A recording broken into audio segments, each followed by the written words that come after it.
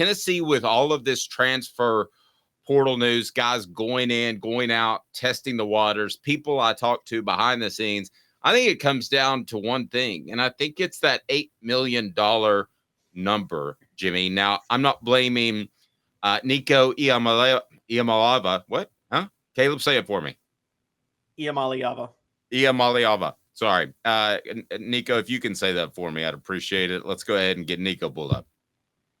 Iamaleava, excuse me. So I think it's that $8 million number. I think not only do players want the money to come to Tennessee, they now want the money to stay at Tennessee. So I'm not blaming Nico, Jimmy, but however it got out, I think that number still rings true in Tennessee's locker room. What's your take on that? Well, I think a lot of players look and they say, well, if they can afford to pay this quarterback who was a backup $2 million, where's my money? But the Tennessee collective doesn't have enough money to pay everybody $2 million. Because what would that be? 160 something million dollars? No, the collective has, I don't know what Spyre Sports and these other collectives have, but I would say it's somewhere south of $20 million.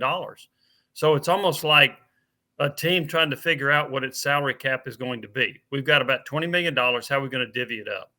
So they've elected, according to the reports and according to somebody I talked to who saw the contract, they elected to go $2 million on a quarterback. Okay, so now what are you going to pay everybody else? That gets a little bit dicey. And it can create and has created dissension within a lot of programs and perhaps even some at Tennessee. So I think by paying Nico that much, it's hard to – I can't blame Nico for taking it. And there's a part of me that thinks, could Tennessee have gotten him for a little bit less? But I do think when you pay somebody that much money, you got a whole bunch of other players that's saying, okay, where is my cut of the pie? And Tennessee doesn't have enough cut of the pie to pay everybody. Agreed. And I want to get to Caleb on this. Jimmy, I talked to some players when all that stuff was coming down and they said, oh, he's the quarterback. It's just like in high school. He dates the best looking girl and that sort of thing. And he's just the quarterback. But that sounds good. And until you're in a situation where you have a little bit of leverage and you want some cash too. So it sounded good a year and a half ago, but now it doesn't seem to be holding true. Is that for me or Caleb? Oh, that's for you, Jimmy. I'm sorry. Yeah. I think that is the case. I mean, I think one of the reasons Texas A&M struggled a year ago was they paid a lot of players, gave them NIL money to go to A&M, and then a bunch of veteran players didn't get their money, and so I think they gave up on it. They quit. They didn't play hard, and so they had a losing record. I think that has happened at other places as well. I'm not so sure if part of the Jeremy Banks, Hendon Hooker, Joe Milton feud a year ago wasn't spawned a little bit by Banks being jealous of the amount of money that Hooker was getting in an NIL and Banks not getting it. So, I think that's something that out there is going to be very tough for programs to manage. And I agree with something you said earlier about different players going into the portal for different reasons. I think a lot of them are going into the portal to see how much money they can get. And we also saw where Nebraska's coach said that if you want a good quarterback, it's going to cost you $1 to $2 million a year to get that player. Wow.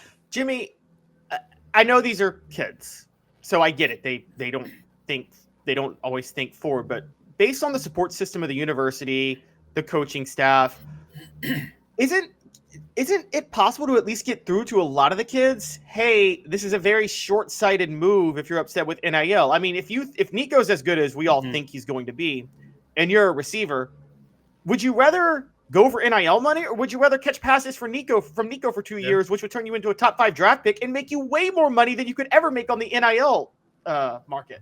Yeah, and I don't think that, and some of that gets down to the player, Caleb. I think some of that gets down to the player's advisor, the mom, the dad, the agent, quote agent, the advisor, whoever it is.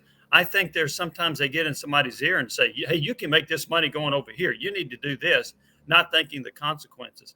Another thing that bothers me about NIL is that there have been some players that, oh, yeah, they get this money, and let's say they represent a car dealership. And if they don't read the fine print, they also represent that car dealership for 7 years after their college career is over. So they turn pro and they're like, well, wait a minute, I'm not free to go negotiate with another car dealership? No, you signed this one with us. There are a lot of bad contracts out there for some of these players. And that's also something to be mindful of. Well, and the reason that I wrote the column that Nico's contract was the primary reason Tennessee's having some trouble is because Tennessee, for whatever reason, was the poster boy, poster child, whatever it was, Jimmy, for NIL money. I can remember, and Caleb's brought this up, Nick Saban says, well, Bryce Young's going to make $1 million before he ever played. But that didn't get as much pub. I don't know why, but Tennessee's deal with Nico seemed to get the most pub coming out of the NIL gates. I think one reason for that is that Spyre Sports was willing to talk about it and brag about it. You had a Spyre Sports representative that said, hey, if you're a recruit, you need to come to Tennessee because you'll get the most money. You'll get the best car. You'll get the best food, the best meals, promoting it like it is a recruiting tool, which is what you're not supposed to do. We all know they do it. But I think it's because some people at Spyre Sports got out front and started talking about what they could do for these athletes. I think that brought more attention to Tennessee. I don't remember any collective at Alabama talking about that. But I do know Spyre Sports got out there and did that. And I think that's one reason that Spyre Sports and UT had a meeting and they told Spyre Sports, calm it down. And I think they did. So you think Tennessee shut them up? Because we haven't heard as much lately. I do. Good for them. Caleb, take over, sir. So Jamie, tell me if you disagree with me on this or agree with me. Actually, both you guys can jump in.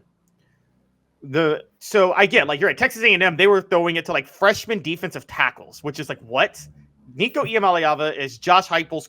I think Josh Heupel staked his whole future on Nico Iamaleava, honestly, at Tennessee. I think he's banked fully on Nico Iamaleava working out. And I think that's why he's getting so much money.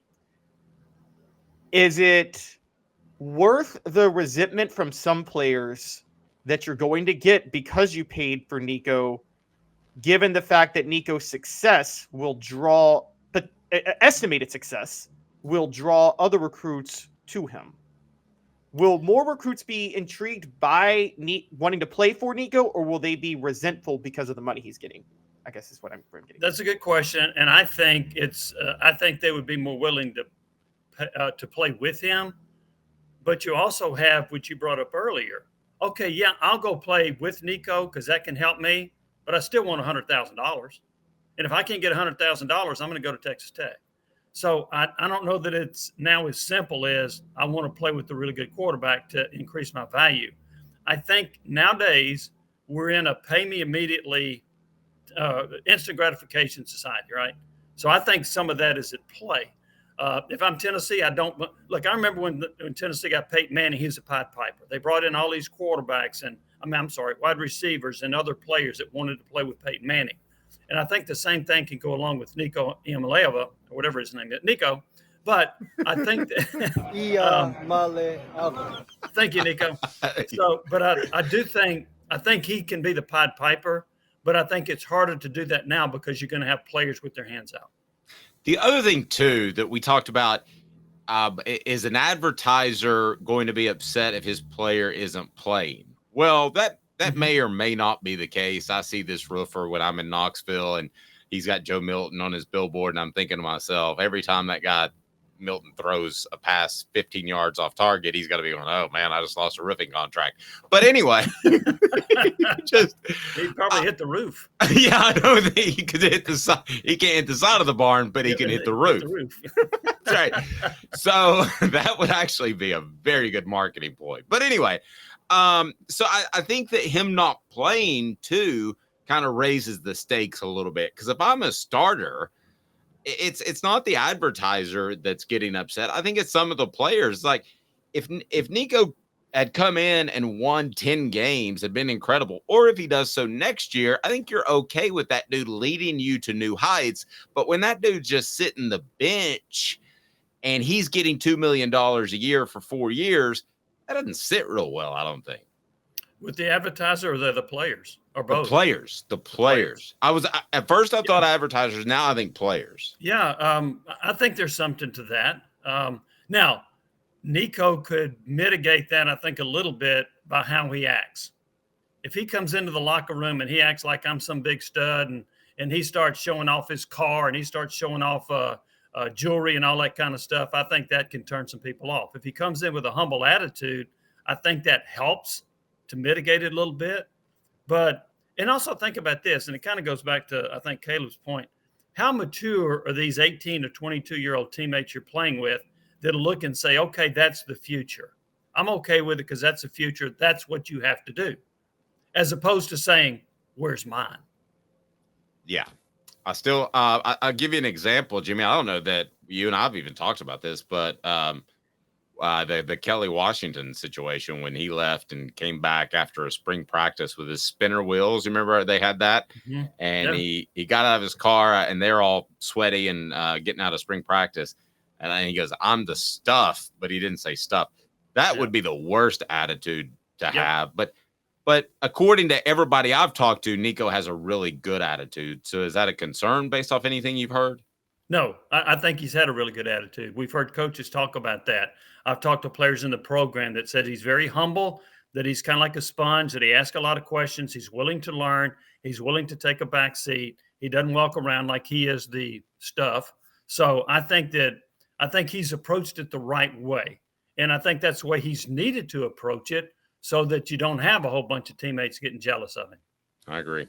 Portions so this is kind of – oh, sorry. Ahead, I just wanted to jump in. It's pre-NIL, but, I mean, it's not like there weren't highly touted quarterbacks that came in before NIL that had a lot of hype behind him. And I think it's still how you approach, because I know Peyton Manning had to compete for the starting job with Brandon Stewart at first after all the injuries, but it seemed like Peyton Manning came in like a sponge, great leader, and that had a bigger impact than, say, Brent Schaefer going to Ole Miss, where Ed Orgeron was like, Brent Schaefer, you're the starter. No camp matters. And Brent Schaefer walked in like he was a starter and didn't care.